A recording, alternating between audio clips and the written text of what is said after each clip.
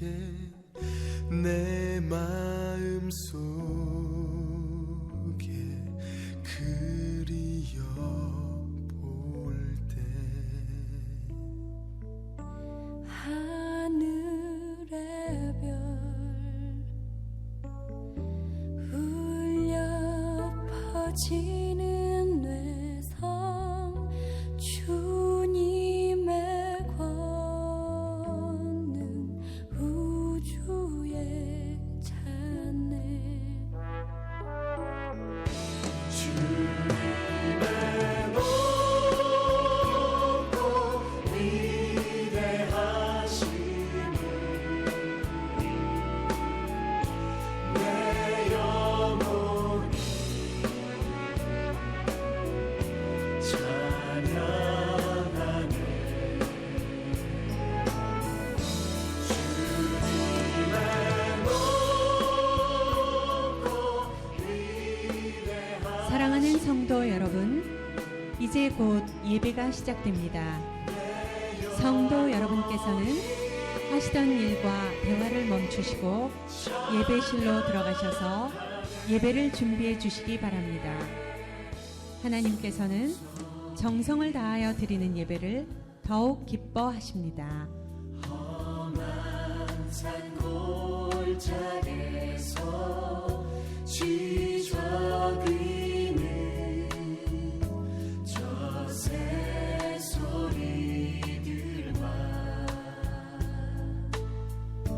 고요하게 흐르는 시냇물은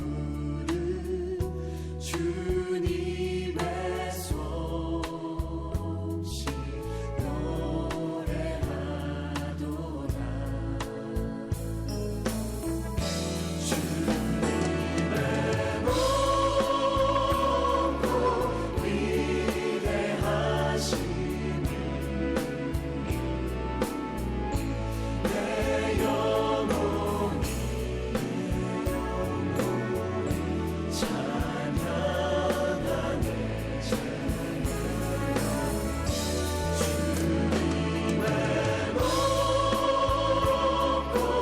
높고 위대하심을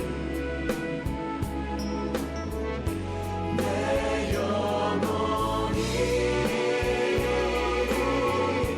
찬양하네. 주님의 높고 위대하심을 내 영혼이 찬양하네. 주님의 높고 위대하심을 내 영혼이 찬양하네. 내 영혼이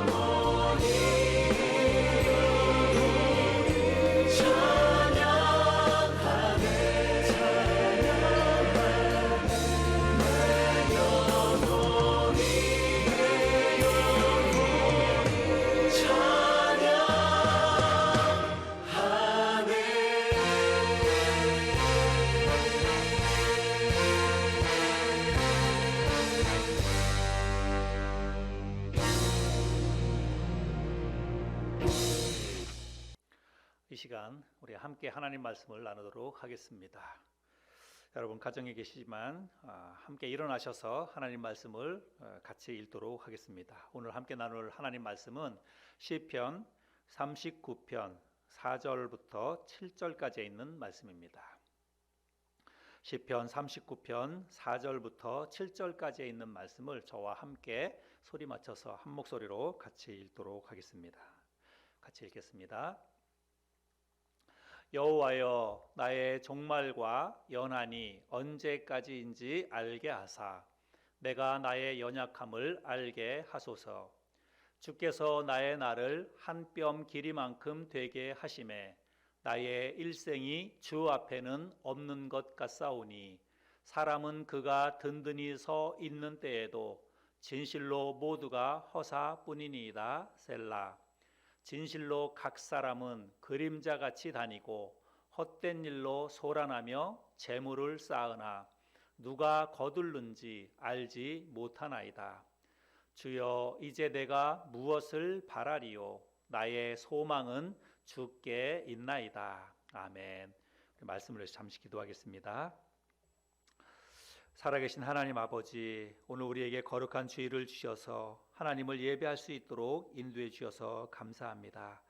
하나님 아버지, 우리가 이 시간 각자 가정에서 또 영상으로 하나님을 예배하지만 하나님의 성령께서 우리 예배드리는 사랑하는 성도님들 한 분 한 분 각 가정마다 역사해 주셔서 이 시간 참 하나님의 은혜가 말씀을 통해 우리의 삶 가운데 부어지는 귀한 은혜가 있도록 인도하여 주시옵소서. 이 말씀을 통해서 참 힘들고 어려운 이 시대에 우리가 어떤 생각으로 어떤 마음으로 이 세상을 살아가야 하는지 말씀을 통해서 깨닫는 은혜가 있도록 축복하여 주시고, 그래서 이 말씀 붙잡고 또 한 주간 세상 속에서 참 능력 있는 믿음으로 참 승리의 삶을 살아가는 이번 한 주간이 될 수 있도록 인도하여 주시옵소서. 귀한 시간을 온전히 주님께 의탁하오며 살아계신 예수 그리스도의 이름으로 기도했습니다. 아멘. 여러분 앉으셔서 같이 말씀을 나누도록 하겠습니다. 여러분, 코로나 바이러스가 도대체 언제 끝날까요? 아마 언제 끝날까를 묻기보다는 앞으로 어떻게 될까를 묻는 것이 더 현실적인 질문일지 모를 것 같습니다.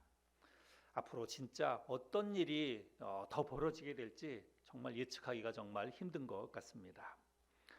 많은 전문가들이 지금보다 더 적극적으로 그리고 더 잘 대처하면 아마도 5월이나 6월경에 정점을 찍을 것이다. 그리고 그 후로부터 이제 차츰 안정화될 거라고 그렇게 이야기도 합니다.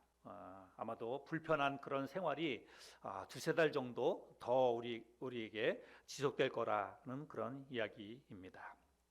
여러분, 그때까지 정말 바이러스에 감염되지 않도록 개인 위생 관리 그리고 건강 관리에 우리가 신경을 정말 많이 써야 될 것 같습니다. 그런데 이 몸 관리 못지않게 더 중요한 게 요즘 있대요. 그건 뭐냐면 마음, 정신 그 건강을 잘 관리해야 한다고 합니다. 요즘 사람 만나는 게 정말 힘들잖아요. 그래서 사람 만날 때에도 굉장히 신경이 좀 날카롭고 사람들이 그런답니다. 그리고 집안에만 막 이렇게 같이 있다가 보니까 두통도 생기고 우울증도 생기고 그래서 몸 그리고 마음 관리 이거 잘하는 게 굉장히 중요하다. 그렇게들 이야기합니다. 여러분, 저와 여러분들도 몸 관리 또 마음 관리 또 영적인 관리 우리가 이런 것들을 잘 하고 잘 이겨낼 수 있었으면 좋겠습니다. 이 코로나 바이러스는 우리 2019년 12월에 중국 우한에서부터 시작이 되었죠. 그리고 우리나라에서는 지난 1월 20일에 첫 확진자가 발생했습니다. 그리고 그로부터 이제 시간이 지나서 우리나라 어제 보니까 확진자가 8,700명입니다. 정말 엄청나게 많은 숫자이죠. 그리고 사망자도 100명이 넘었습니다. 전 세계적으로는 거의 확진자가 30만 명에 지금 이르르고 있고 사망자도 10,000명이 훌쩍 넘었습니다. 세계적으로는 석 달이 지났고 또 우리나라만 보면 이제 2달이 지났습니다. 그런데 여러분, 두세 달 만에 정말 우리 사회에 엄청나게 큰 일들이 지금 벌어지고 있습니다.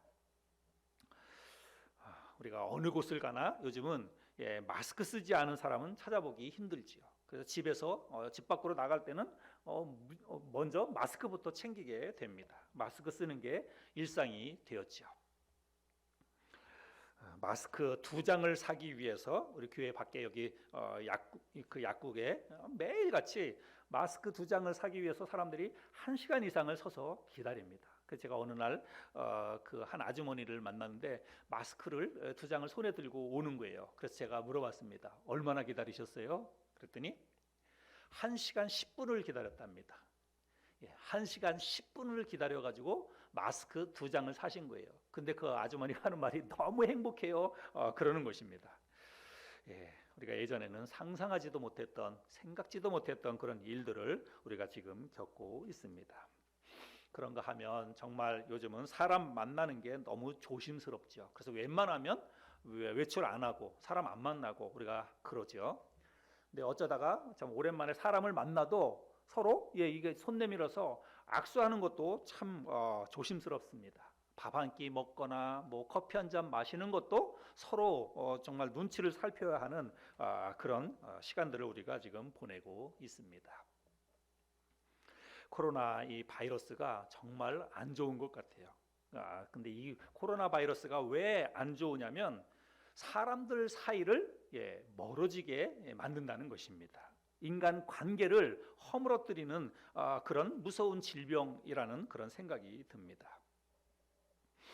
제가 엊그제 정말 가슴 아픈 그런 뉴스를 보았습니다. 여러분들도 보셨겠지만 17살 고3 남학생이 그 남학생의 그 죽음의 소식이었습니다. 질병관리본부에서는 뭐 여러 차례 그 코로나 바이러스 그 검사를 했는데 결국은 음성 판정이 났죠. 그래서 이제 이 학생의 죽음이 초미의 관심사였는데 이 학생의 죽음을 결국은 코로나 때문에 죽은 것이 아니라 다발성 장기 부전이 직접적인 사인이라고 그렇게 밝혔습니다. 근데 저는 그렇게 생각하지 않아요. 코로나 바이러스와 상관이 없다고 그렇게 생각하지 않습니다. 만약에 이 학생이 지금처럼 이런 코로나 그 사태가 아니었다면 분명히 이 학생은 죽지 않았을 것입니다. 평소에 다른 질병이 없었답니다. 근데 이 학생이 이제 어떻게 해서 죽게 됐냐면 지난 3월 10일 날 이 학생이 저녁 때 그 마스크를 사기 위해서 그 저녁 때 그 1시간 가량을 추운데 밖에서 떨면서 서 있었다는 거예요. 그날 비가 부슬부슬 왔거든요. 근데 비가 부슬부슬 오는 날 마스크 2장을 사기 위해서 1시간 가량을 서 있다가 집에 들어왔는데 그날 저녁부터 이 학생이 몸살 기운이 있고 그리고 발열이 시작이 됐다고 합니다. 그래서 부모님이 그 다음 날 이 아이를 데리고 병원에 간 거예요. 근데 병원에 가서 이 체온을 쟀더니 이 41도가 넘는 그렇게 41도가 넘었다는 것입니다. 그래서 병원에서 이제 그렇게 발열이 나니까 이 코로나 이 검사를 하고 그랬겠죠. 이 코로나 검사를 몇 차례 했는데 계속해서 그냥 음성으로 나오는 거예요. 그러니까 지금 뭐 병원마다 온통 다른 환자들을 이렇게 볼 겨를이 없고 그 코로나 환자만 이렇게 좀 보는 그런 경향들이 있는 것 같아요. 그래서 코로나에서 음성이 나오니까 이 학생을 그냥 집으로 돌려보낸 것입니다. 그래서 이 부모님이 이 아이를 데리고 집에 왔는데 밤새도록 이 아이가 그 열이 내리지 않았다는 것입니다. 그래서 그 다음 날 병원에 전화해가지고 이 약을 줬는데 그 약을 먹어도 열이 안 내립니다. 이거 어떻게 해야 됩니까? 그러니까 아이를 데리고 오라고 그랬답니다. 그래서 또 부랴부랴 그 아이를 데리고 그 병원에 처음에 갔던 병원에 갔는데 그 병원에서 하는 말이 뭐냐면 너무 위독하다는 거예요. 어쩌면 오늘을 넘기기 힘들겠다 이렇게 얘기를 하더랍니다. 그러면서 빨리 큰 병원으로 가야 된다 이야기해가지고 그 아이를 이제 영남대 병원에 이제 아이를 이송을 해가지고 가는 것입니다. 근데 영남대 병원에 이렇게 갔더니 애가 뭐 이제 그 체온이 많이 올라가니까 당연히 이제 그 코로나 이거를 이제 의심을 하는 거죠. 그래서 부모님도 못 들어오게 하고 그 아이만 따로 데리고 격리병실로 들어가는 거예요. 근데 그 아이가 격리병실로 마지막에 들어가면서 했던 말이 정말 가슴이 너무 아팠습니다. 이 아이가 뭐라고 그랬냐면 엄마 나 아프다. 그 아이가 마지막 이 세상에서 남긴 그 마지막 말이 엄마 나 아프다 그 말이었어요. 그리고 그 엄마와 아빠는 뭐 이제 그 격리병실로 들어갔으니까 병원에 들어가지도 못하고 그냥 그 병원 그 주차장에서 차에서 이 아이가 좋아지기만을 그렇게 기다렸습니다. 그런데 결국은 이 아이가 영남대 병원에 이송 간지 6일 만에 이 아이는 그만 죽고 말았습니다. 그런데 격리병실로 들어간 날 이 아이가 첫날 밤에 밤 12시에 이 엄마한테 전화를 했답니다. 그런데 엄마가 뭐 어떤 일 때문인지 몰라도 그 아이가 그 밤에 했던 그 전화를 못 받았대요. 제가 그 기사를 읽는데 정말 가슴이 너무 아팠습니다. 그 아이가 혼자 격리병실에 들어가서 엄마한테 전화를 해서 무슨 말을 하려고 했을까? 그 밤에 아이가 얼마나 아팠을까? 혼자서 얼마나 외롭고 무서웠을까? 그런 것들을 생각하니까 정말 가슴이 너무 아팠습니다. 저도 아들이 있고 아이들이 있으니까 거의 그런 비슷한 또래 아이들이니까 이런 것들을 보면 남의 일 같지가 않고 그렇습니다. 저도 그런데 그 부모는 얼마나 가슴이 아플지를 생각하면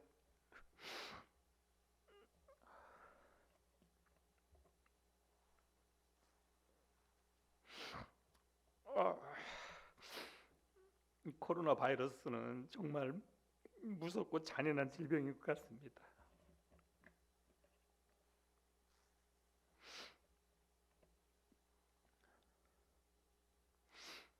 안철수 국민의당 대표도 의사라서 대구 동산병원에서 자원봉사를 했지요. 그런데 자원봉사를 하면서 기가 막힌 사연을 하나 얘기했는데 그것도 가슴이 너무 아팠습니다. 어느 아주머니의 사연이었는데 부부가 함께 확진 판정을 받았답니다. 그런데 각기 다른 병원에 부부가 격리되어서 다른 병원에 입원을 하게 되었대요. 그런데 며칠 지나지 않아서 이 부인한테 남편이 사망했다는 그런 소식이 전해졌습니다. 그런데 이 부인이 자기 자신도 확진자로 격리된 상태라서 남편의 장례식장에도 참석할 수가 없었다고 합니다. 그래서 안철수 국민의당 대표가 그 소식을 이렇게 전하면서 정말 가슴이 먹먹하고 정말 이게 너무 힘들구나 이런 이야기하는 그 기사를 저도 읽어보았습니다. 정말 코로나 이 사태가 정말 끔찍하고 코로나라고 하는 질병이 정말 잔인한 그런 질병인 것 같습니다. 코로나 사태는 우리 삶의 모든 것을 그야말로 한순간에 하루아침에 다 스탑시켜 버리고 마는 것 같습니다. 여러분, 육중한 몸으로 하늘을 날던 수많은 비행기들이 저렇게 공항에 멈춰서 있습니다. 대한항공에 비행기가 많지요. 근데 대한항공의 비행기가 인천공항에 저렇게 세워져 있는데 한 달에 인천공항에다가 내는 주차 비행기도 주차라고 그런지 모르겠지만 그 비용이 5억 가까이가 들어간다고 합니다. 지금 비행기도 다 스탑되어 있는 상태이죠. 또 수천 명을 태우고 거대한 바다를 누리는 저런 크루즈도 지금 다 멈춰서 있습니다. 여러분 왜 그런가요? 무엇 때문에 저런 것들이 다 지금 멈춰 섰습니까? 우리 눈에는 잘 보이지도 않는 그 작은 바이러스 때문입니다. 누군가의 재채기로부터 옮겨온다는 그 느낌도 알아챌 수 없는 그 작은 비말, 침방울 때문에 저런 모든 것들이 다 지금 멈춰 섰다는 것입니다. 유치원 어린아이로부터 대학생에 이르기까지 모든 학생들이 지금 학교에 가지 못하고 있습니다. 쿠웨이트에서는 8월 말까지 휴교령을 내렸다고 그렇게 이야기합니다. 동네 작은 식당에서부터 컴퓨터나 자동차나 선박을 만드는 그런 커다란 공장과 회사에 이르기까지 모두 코로나 바이러스 때문에 다 멈춰 섰습니다. 스포츠, 문화, 예술, 각종 모임이나 회의, 여러분 올림픽이 열릴 수 있을까요? 정말 모든 것들이 다 멈춰 섰습니다. 코로나 사태 때문에 봄이 오는지 어쩐지도 잘 모르겠는데 그래도 지금은 봄이 왔습니다. 남쪽에는 지금 매화도 그렇고 벚꽃도 그렇고 이제 막 많이 그런 그 꽃들이 피는 것 같아요. 그래서 지금 한참 이런 그 꽃 축제들이 지금 한참 이제 열릴 그런 때인데 여러분 현수막에 이런 현수막이 다 붙여져 있습니다. 진해 군항제 그런 진해 그 벚꽃이 얼마나 여러분 그 유명합니까? 근데 지금 한참 이런 벚꽃 축제가 벌어져야 되는데 오히려 그 시에서 사람들한테 오지 말라고, 예? 우리 시에 이 그 벚꽃 축제에 오지 말라고 저렇게 다 현수막을 써 붙였답니다. 그리고 사람들이 서서 외지에서 오는 사람들을 그 오지 못하도록 그렇게 지금 단속도 하고 그렇게 하고 있다는 것입니다. 정말 기가 막힌 그 일들이 아닐 수 없죠. 여러분 우리가 이런 코로나 사태를 겪으면서 참 여러 가지 각자 여러 가지 많은 생각들을 우리가 할 수 있을 것 같습니다. 그런데 우리가 이런 여러 가지 생각을 하는 가운데에서도 절대 잊지 말고 기억해야 할 사실이 있다라고 저는 생각을 합니다. 그게 뭐냐면 우리 인간의 능력이 무한하지 않다는 것입니다. 우리들의 삶이 정말 난공불락의 요새가 아니라는 사실을 우리가 반드시 기억해야 한다고 저는 생각을 합니다. 요즘은 KTX를 타고 서울에서 부산까지 거의 2시간 정도 오면 가지요. 그런데 앞으로는 점점 더 좋아지고 점점 더 빨라져서 아마 머지않아 우리나라에서 미국을 가는 것도 2-3시간이면 갈 그런 날도 올 것입니다. 테슬라의 회장이 개발하고 있는 그 우주 산업이 실현이 되면 한 번에 100명이 우주선을 타고 달나라도 가고 화성도 가고 그런 날이 분명히 오게 될 것입니다. 더 좋은 집에서 더 맛있는 음식을 먹으면서 끊임없는 의학의 발달로 인해서 더 건강하게 더 오래 살 수 있게 될 것입니다. 그러나 우리가 이룬 이 모든 것들이 인간이 쌓은 이 견고한 바벨탑이 여러분 눈에 보이지도 않는 그 작은 바이러스 때문에 한순간에 무너져 버릴 수 있다는 사실을 우리는 잊지 말아야 합니다. 인간의 능력과 인간의 업적이 정말 놀랍고 대단하지만 그 모든 것들이 어느 한순간에 연기처럼 다 사라질 수 있다고 하는 이 사실을 여러분 우리는 지금 텅 빈 거리와 그리고 사람의 발길이 끊긴 공항과 축구장과 음식점과 학교 교실과 그리고 텅 빈 교회 예배당을 보면서 우리가 지금 뼈저리게 체험하고 있습니다. 오늘 우리가 함께 읽은 시편 39편은 다윗이 기록한 시이지요. 그런데 여기 부제가 붙어 있죠. 뭐라고 붙어 있습니까? 다윗의 시, 인도자를 따라 여두둔 형식으로 부르는 노래. 이렇게 부제가 붙어져 있죠. 여두둔 형식으로 부르는 노래라고 붙어져 있습니다. 여러분 여두둔이 뭘까요? 어떤 사람들이 여두둔이 악기 이름이 아닐까 이렇게 이야기하는 분도 있지만 이 여두둔은 사람의 이름입니다. 역대상 16장에 등장하는데 역대상 16장 41절 42절 말씀에 보면 또 여호와의 인자하심이 영원하심으로 그들과 함께 해만과 여두둔과 그리고 택함을 받아 지명된 나머지 사람을 세워 감사하게 하였고 또 그들과 함께 해만과 여두둔을 세워 나팔과 제금들과 하나님을 찬송하는 악기로 소리를 크게 내게 하였고 또 여두둔의 아들에게 문을 지키게 하였더라. 여기 말씀해 보면 이제 여두둔이라고 하는 그런 사람이 등장을 하지요. 다윗이 하나님의 언약궤를 다윗 성으로 옮겨온 이후에 다윗이 사람을 뽑아서 그 언약궤를 지키도록 그렇게 했습니다. 그리고 아침과 저녁으로 하나님 앞에 나아가서 번제를 드리도록 그렇게 했습니다. 그때마다 다윗이 특별히 뽑아서 세운 그런 사람들로 하여금 악기를 연주하게 하고 그리고 찬양을 하게 하고 이런 일들을 했다는 것입니다.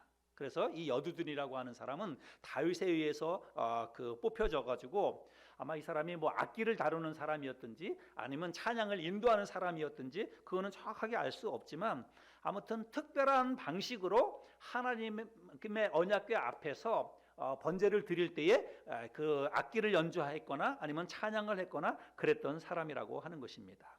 그래서 이 여두둔이라고 하는 사람이 그렇게 인도했던 그런 어떤 특별한 찬양의 방식 혹은 악기 연주 여기에 맞춰서 이 시편 39편을 낭독했다라고 하는 것입니다.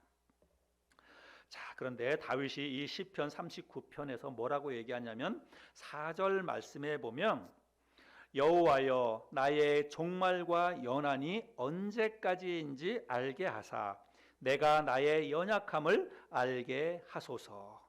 이 말씀에 보면 내 종말과 연한이 언제까지인지 알게 하사 이런 말이 있습니다. 여러분 이 말이 무슨 말이냐면 다윗이 하나님께 자신의 마지막 날에 대해서 지금 묻고 있는 것입니다.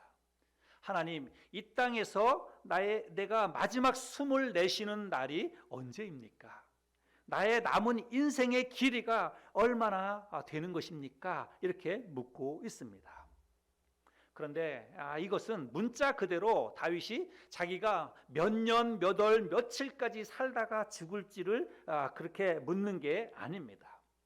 오히려 다윗이 자기 자신도 죽을 날이 있고 언젠가 이 세상을 떠날 수밖에 없는 나는 연약한 존재라는 사실을 잊지 않게 해달라고 하나님 앞에 기도하고 있는 그런 말씀입니다.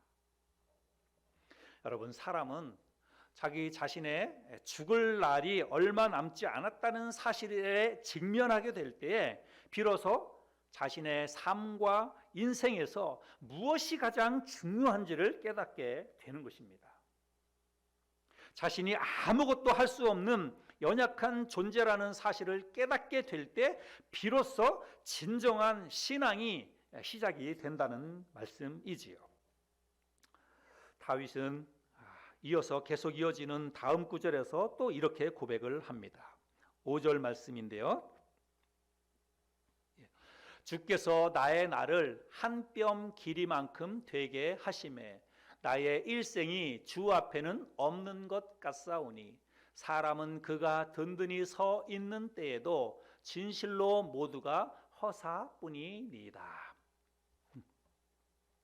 여기 5절 말씀에 다윗은 자기 자신의 인생이 한 뼘 길이 같다라고 말씀을 하고 있습니다. 저의 장인어른은 6.25 참전 용사셨습니다. 지금은 돌아가셨는데 6.25 참전 용사였기 때문에 저희 장인어른은 지금 동작동에 있는 국립묘지에 안장이 되어 있습니다.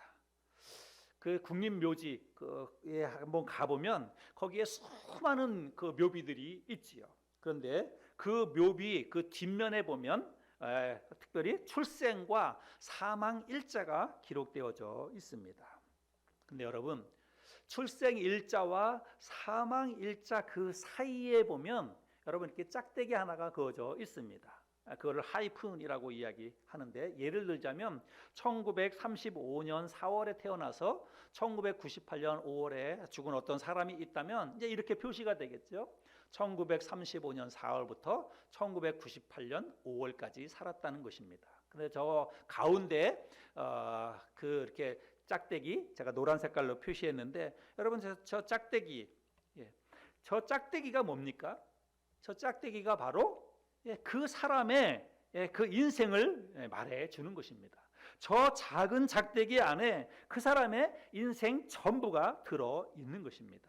근데 여러분 잘 보세요. 그 짝대기 하이픈 여러분 딱 한 뼘 길이 아닙니까? 여기 한 뼘이라고 하는 건 손바닥 요 길이를 지금 이야기하는 것이거든요. 그래서 딱 그 손바닥 그 한 뼘 길이라고 하는 것입니다. 제가 만약에 오늘 죽는다면 오늘 날짜로 제가 죽는다면 저의 묘비 뒤에는 숫자가 이렇게 기록이 되겠죠. 1966년 4월 24일부터 2020년 3월 22일까지. 이 짧은 그 하이픈 그 짝대기 속에 저의 54년 인생이 다 들어 있는 것입니다. 저보다 20년을 덜 산 젊은이라고 하면 1986년 4월 24일부터 2020년 3월 22일까지 이렇게 표시가 될 것이고, 저보다 20년을 더 오래 산 그런 어른이라고 한다면 1946년 4월 24일부터 2020년 3월 22일까지 이렇게 숫자가 묘비에 기록이 되겠지요. 사람들은 그 묘비에 새겨진 저 숫자들을 보고 이 사람이 54년을 살았구나, 이 사람이 34년밖에 못 살았구나, 이 사람은 74년을 살았구나, 아마 이렇게 이야기할 것입니다. 그러나 그 사람이 20년을 살았든 아니면 60년을 살았던 90년을 살았던 결국 모든 사람들의 인생은 그야말로 한 줄 작대기에 불과하다는 것입니다. 그래서 다윗은 자신의 일생이 한 뼘 같다라고 지금 이야기를 하고 있는 것입니다. 계속해서 다윗은 6절 말씀에 보면 또 이렇게 이야기합니다. 진실로 각 사람은 그림자같이 다니고 헛된 일로 소란하며 재물을 쌓으나 누가 거둘는지 알지 못하나이다. 한평생을 정말 부지런히 살며 재물을 쌓아도 인생은 실체도 없는 그림자와 같고, 자신이 그렇게 애쓰며 모은 재물도 결국 그것을 누가 가져갈런지 알지 못한다라고 그렇게 이야기하고 있습니다. 여러분, 그렇지 않습니까? 여러분, 부모들은 자식들을 생각하면서 안 먹고 안 입고 그렇게 아끼고 그래서 재물을 모읍니다. 그런데 여러분, 정말로 한번 생각해 보세요. 그렇게 자기 자식을 위해서 재산을 모으고 그거를 남겨두고 간다 할지라도 여러분, 그게 진짜 그 자식에게 그게 고스란히 다 갑니까? 그 자식이 부모가 물려진 재산은 그거를 다 누리며 그렇게 살아갑니까? 그것이 정작 누구의 손에 들어갈는지 알 수 없는 게 인생이다라고 이야기하고 있습니다. 다윗은 결론적으로 오늘 이 시편 말씀에서 이렇게 고백합니다. 7절 말씀에 보면 주여 이제 내가 무엇을 바라리요 나의 소망은 주께 있나이다. 그러므로 주님, 이제 내가 무엇을 바라겠습니까? 내 희망은 오직 주님밖에 없습니다. 나의 희망은 오직 주님뿐입니다. 이렇게 다윗은 고백하고 있습니다. 내 인생이 얼마나 덧없이 지나가는지 제가 이제야 좀 알 것 같습니다. 내 인생이 고작 한 뼘 길이밖에 안 된다는 것을 저는 예전에 미처 몰랐습니다. 그저 열심히 모으고 부지런히 살면 견고한 나만의 성에서 천년 만년 그렇게 살 거라고 생각했습니다. 그런데 이제 와서 보니까 이 모든 것이 허사라는 것을 제가 깨달았습니다. 이 세상에는 소망이 없음을 제가 깨달았습니다. 그래서 나의 희망은 오직 주님뿐입니다. 주님밖에는 나에게 소망이 없습니다. 여러분, 이것이 바로 시편 39편의 결론이고 아마도 다윗 인생의 결론이라고 말할 수 있을 것 같습니다. 사랑하는 여러분, 이것이 어디 다윗뿐이겠습니까? 여러분, 이 세상 모든 사람들의 인생도 다 이와 같지 않을까요? 여러분은 요즘 코로나 사태를 보면서 어떤 생각이 드십니까? 언젠가 끝나겠지, 언젠가 이게 다 지나가겠지라고 생각하시면서 대수롭지 않게 생각할 수도 있습니다. 그런가 하면 정말 불편하다, 정말 힘들다, 이런 생각을 하는 분들도 있을 것입니다. 또 우리의 마음속에 정말 무섭고 두려운 그런 생각도 들 것입니다. 우리가 이런 국가적인 재난 사태를 보면서, 세계적인 대재앙 상황을 보면서 우리가 생각하는 것이 정말 불편하고 힘들다, 아니면 무섭고 두렵다, 이런 생각만 한다면 여러분, 우리에겐 희망이 없습니다. 코로나 사태가 여러분 발생했을 때 제가 처음 한 설교를 여러분들이 기억하시는지 모르겠습니다. 여러분, 제가 첫 설교에서 무슨 말씀을 드렸냐면, 이 세상에서 일어나는 모든 일들은 우연이 없다라고 하는 것입니다. 여러분, 이 세상에서 우리들이 겪는 모든 일들 속에는 다 하나님의 주권과 하나님의 섭리가 있다는 사실을 우리는 기억해야 합니다. 하나님이 이 세상을 만드셨고 지금도 하나님이 살아계셔서 이 세상을 주관하고 있기 때문에 그렇습니다. 제가 이렇게 이야기하면 안 믿는 사람들은 아마 다르게 이야기할지 모르겠습니다. 그러나 안 믿는 사람들이 뭐라고 얘기할지 모르지만 여러분, 우리가 그렇게 믿는 게 우리의 신앙입니다. 하나님이 지금도 살아계시고 하나님이 지금도 우리의 삶 가운데 인류 역사를 주관하시고 움직여 가신다고 우리는 그렇게 믿는 사람들입니다. 이 코로나 사태도 여러분, 하나님의 이 코로나 사태 속에 하나님의 목적과 또 하나님의 그 섭리가 있다고 저는 생각을 합니다. 그래서 우리가 이 사태를 그냥 생각할 때 그저 불편하다, 힘들다, 아니면 무섭다, 두렵다 이렇게만 생각하면 안 된다고 하는 것입니다. 우리가 이 사태를 바라보면서 영적인 시각으로 이 사태를 볼 수 있어야 하는 것입니다. 하나님께서 이것을 통해서 이 세상에, 그리고 당신의 백성들이 모여있는 한국 교회와 교회들과 그리고 그리스도인들에게 하나님께서 무엇을 말씀하시려고 하는지 우리가 그것을 묵상해야 합니다. 그리고 그것을 우리가 발견할 수 있어야 한다는 사실입니다. 중국에 이어서 지금 이탈리아가 정말 난리가 났습니다. 어제 하루에만 이탈리아에서 670명이 사망을 했다고 합니다. 그래서 지금 이탈리아에서는 80세 이상의 이런 코로나 바이러스에 확진된 그런 사람들은 어떤 처방도 지금 할 수가 없다고 합니다. 너무 많은 사람들이 갑작스럽게 이렇게 확진 처방을 판정을 받아서 일단 우선적으로 젊은 사람들부터 이렇게 살린다는 거예요. 이것도 정말 문제이지만 지금 그런 상태로 돌아가고 있다고 합니다. 그래서 지금 유튜브 영상에 보니까 군용 트럭이 여러 대가 군용 트럭이 이렇게 지나가는데 그게 여러분 시신을 어떤 한 군데에 이렇게 보관할 수가 없어서 군용 트럭에다가 시신을 몇 구씩 싣고 그래서 분산해가지고 이 시신을 처리하기 위해서 군용 트럭이 동원돼서 시신을 나르는 장면이 그렇게 뉴스에 나오는 것을 제가 보았습니다. 이탈리아에서는 여러분 의사들이 이제 더 이상 어떻게 할 수 없는 그런 상황이 되었다는 거예요. 그야말로 의료 붕괴 그런 수준에 와 있다는 것입니다. 정말 끔찍한 일이 아닐 수가 없습니다. 미국에서도 지금 미국에도 확진자가 10,000명이 넘었지요. 처음에 이런 코로나 바이러스 사태가 발생했을 때 미국의 하버드대 교수 가운데 한 사람이 했던 그런 말이 기억이 납니다. 그 사람이 이 코로나 바이러스가 전 세계 인구의 70%를 감염시킬 것이다 이런 말을 했습니다. 정말 그건 말도 안 되는 그런 이야기라고 생각을 했는데 정말 걱정이 되지 않을 수가 없습니다. 그리고 또 인도에서는 지금은 인도는 그렇게 이렇게 이 코로나 바이러스의 문제가 이렇게 심각하지 않은데 여러분 중국 다음으로 지금 전 세계적으로 인구가 많은 나라가 인도 아닙니까? 근데 인도의 하여간 대학 교수이자 의사인 사람 가운데 한 사람이 인도에서만 코로나 바이러스로 수십만 명이 죽게 될 것이다. 인도 사람이 인도 의사가 그런 이야기를 했습니다. 정말 앞으로 세계적으로 무슨 일이 더 벌어질지 우리는 가늠조차 할 수가 없습니다. 여러분 이런 상황 속에서 국가가 우리의 희망이 될 수 있을까요?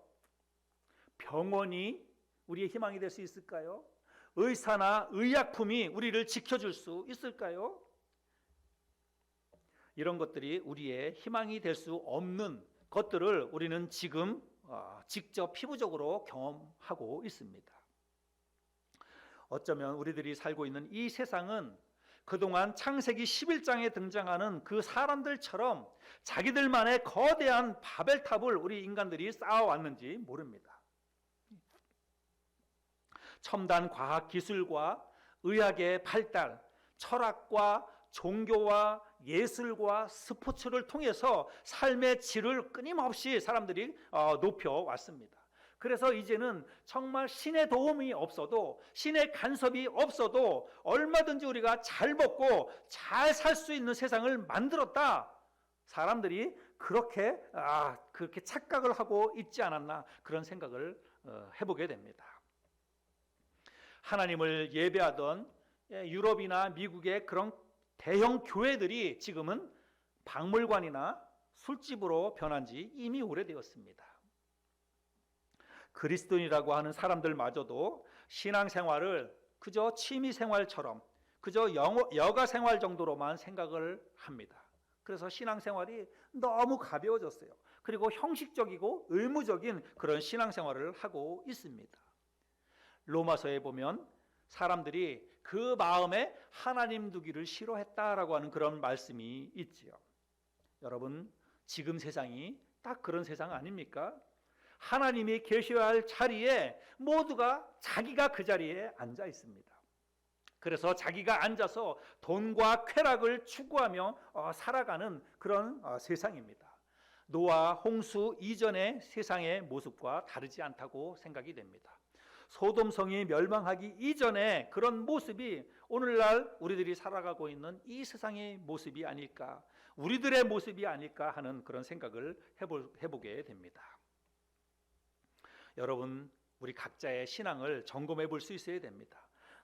하나님을 향한 나의 사랑과 나의 믿음의 깊이가 과연 얼마나 되는지 우리 스스로를 돌아볼 수 있는 시간이 될 수 있기를 바랍니다. 지금 내가 어느 곳에 내가 지금 희망을 두고 살아가고 있는지, 나의 소망이 어디에 있는지 한번 다 이렇게 점검해 볼 수 있었으면 좋겠습니다. 지금 전 세계는 그야말로 패닉 상태에 빠졌습니다. 앞으로 얼마나 더 끔찍한 소식들이 들려올지 정말 한편으로는 무섭고 두려운 그런 생각도 듭니다. 그런데 우리가 이런 전무후무한 대재앙을 겪으면서도 우리의 마음속에 뭔가 정말 깨달음이 없다면 정말 이거는 어리석고 바보 같은 것이라고 생각이 됩니다.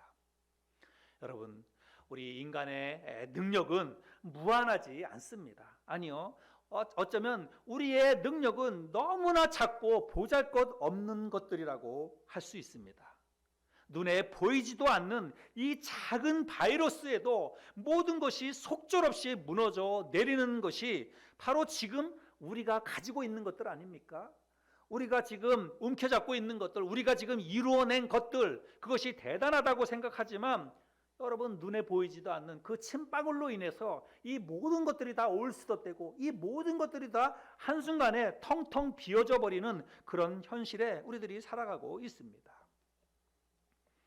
이 땅에서의 우리의 인생 역시 여러분 영원하지 않습니다.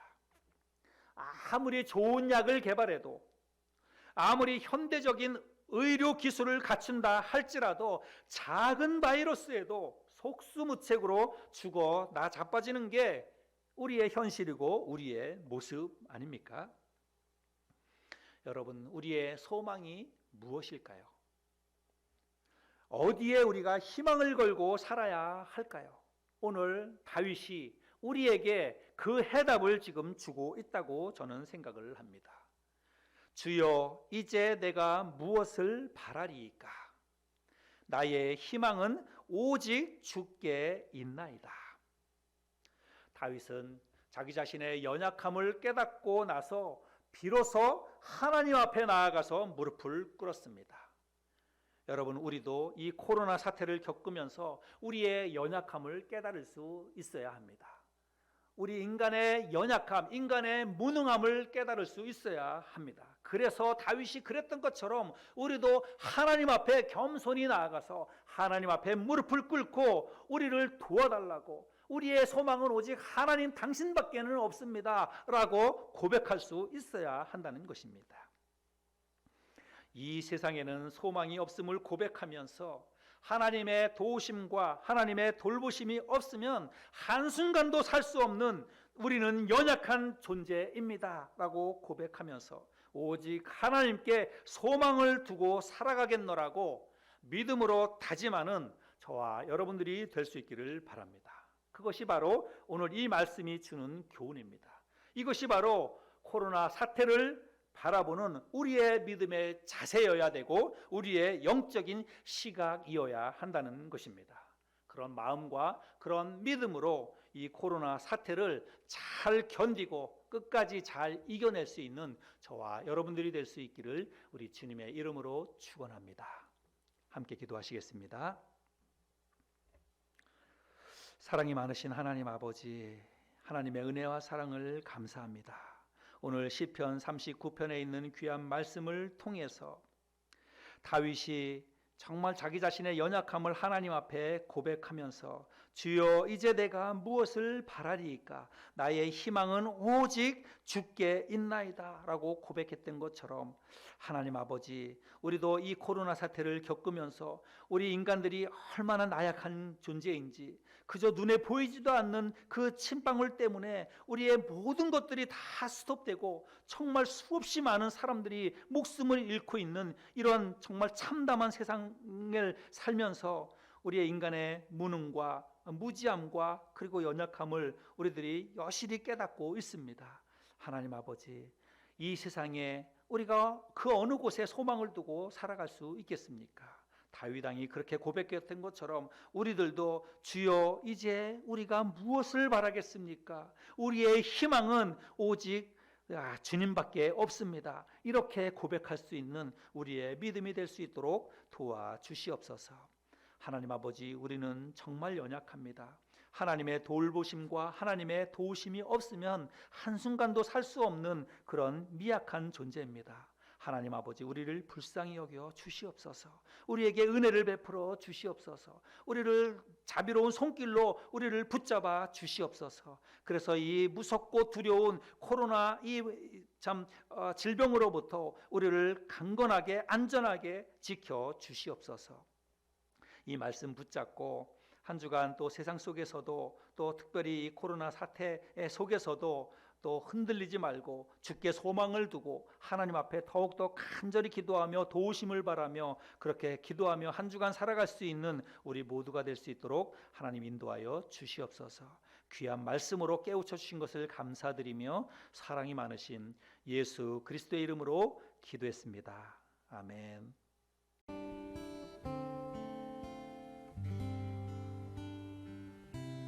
주를 위한 이곳에